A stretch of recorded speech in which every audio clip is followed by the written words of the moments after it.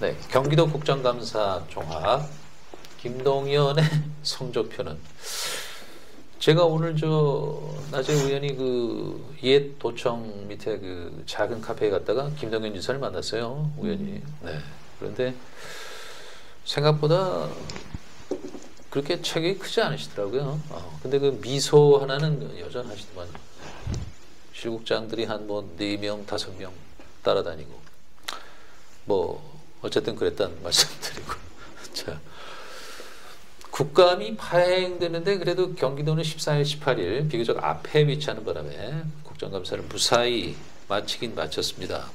자, 박 국장님, 경기도 국정감사 전체적으로 좀 종합해 보신다면 어떻습니까? 그래서 무사히 마치진 못한 것 같은데요. 제가 보기로는 파행을 많이 겪었죠. 네, 국장님이 항상 이렇게 네거티브, 부정적으로 보시잖아요. 그렇지 않습니다. 그렇지 않아요? 네. 말씀해 주시죠. 시시비비죠. 네. 국정감사, 경기도 국정감사는 한마디로 표현하면 이겁니다. 이재명 없는 이재명 국감이었다. 이런 게 전체적인 평가죠. 왜냐하면 이재명 그 당대표, 지금 민주당 대표인데 경기도지사 시절에 있었던 얘기들이 주로 집중적으로 이제 거론이 됐고, 네. 이제 그거와 관련돼서 국민의힘들에서 이제 여러 가지 문제를 제기한 거고, 또 야당 의원들은 그거 이제 맞불을 넣기 위해서 대통령 처가와 관련된 양평의 공공지구로 이제 맞불을 놔서 이 두 가지 이슈가 14일, 18일 국토위 행안이 국감 가리지 않고 이게 주류를 잃었죠. 네. 그러는 바람에 김동연 지사는 네. 말하자면 경기도지사인데 네. 자기 걸 하기보다는 전임지사의 행계 이게 맞냐? 전임지사 이거를 왜 고발하지 않느냐? 네. 전임지사 너무 봐준 거 아니냐? 네. 전임지사가 이랬는지 당신 생각은 어떤 거냐? 네. 이런 식으로 몰아가다 보니까 네. 나중에 이재명은 나는 김동연이다. 이렇게 발끈했다는 얘기도 있고 자꾸 말꼬리 잡지 말라. 이렇게 해서 나는 또 김동연입니다. 그러셨다면서요? 예. 그래서 그 말꼬리 잡지 말라 이렇게까지 얘기를 해서 나중에 그 사과를 했다고 그러네요. 네. 김 박사님, 그래도 심상정 의원이 이제 고향 쪽이다 보니까 일기 신도시 문제를 짚었어요. 이게 지금 30만 호가 올려 있고 그 주택 정책이 지금 한번 정해지면 15년을 가는 건데 김동연 지사와 원희룡 국토부 장관이 싸우고 있지 않느냐? 막 이랬죠. 네네네. 어쨌든 의견은 국토부에 사정을 해서라도 자기들이 지금 계획한 부분을 국토부하고 경쟁할 생각도 없고 어쨌든 제대로 될 수만 있다면 어쨌든 국토부한테 가서 사정이라도 하겠다는 어떤 그런 발언을 하면서 그 발언이 이상해요. 제가 아니 원희룡 장관이 김동연 지사 사정한다고 받아줄 그런 인간이 근데 일단은 멘트는 그렇게 했기 때문에 사실 이번에 아까 말씀했지만 딱히 뭐를 하신 건지 잘 모르겠다라는 생각.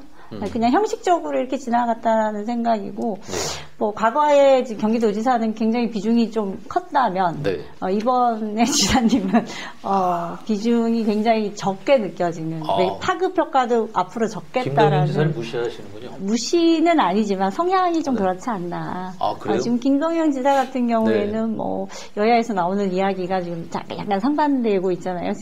어떤 거죠? 아시면서. 좀 몰라서. 네. 진짜 몰라서. 네. 일단 상반되고 있는 것 같아요. 그러니까, 어쨌든 야당에서 뽑힌 도지사인데 너무 성향이 여당스럽다라는 이야기가 한간에 이제 떠돌고 있기 때문에 여당스럽다라는 것은 우리가 이제 좀 점잖은 표현을 하면 좀 점잖다 이렇게 표현을 하는 게 조금 맞지 않을까라는 생각이 들고 크게 부딪히거나 이런 것보다는 가급적이면 그냥 좀 넘어가려고 했던 것 같고 또 이슈 자체도 아까 말씀하신 것처럼 이재명 가지고 자꾸 이야기를 하니 딱히 저라도 딱히 할 얘기는 없을 것 같아요. 네. 그래서 좀 약간 심심한 국감이 아니었나 그런 생각입니다. 박 국장님, 그런데 뉴스를 보니까 경기 북부 특별자치도 이거는 상당히 강조점을 둔 것 같던데요. 어떻게 보셨어요? 이제 김동연 지사의 성과라면 이런 거죠. 본인이 생각했던 본인이 구상하는 기회소득이라든지 네. 북부 특별자치도라든지 네.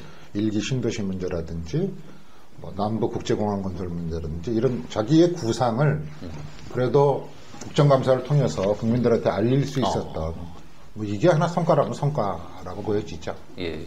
그것도 이제 주로 같은 당 의원들이 호호천에서 질문을 많이 한 것이죠. 아, 예.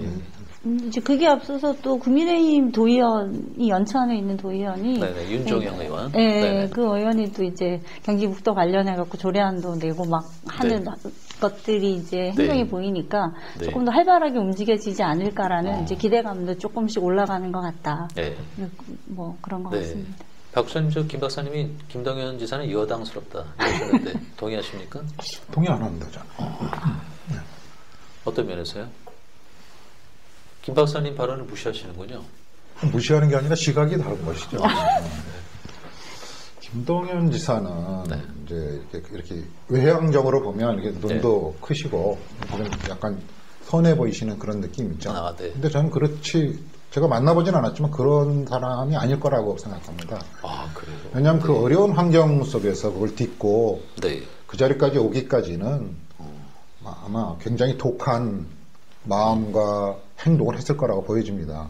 공부도 그렇게 했을 거고 또 그래서 그 자리까지 온 거기 때문에 네. 지금은 아직 때가 아니니까 자기에 대한 하나의 그 불리한 구도를 일단은 피해가면서 어느 정도 시점이 되면 당신의 모습을 드러낼 거다 이렇게 보고 있습니다, 저는. 아, 그렇군요. 네.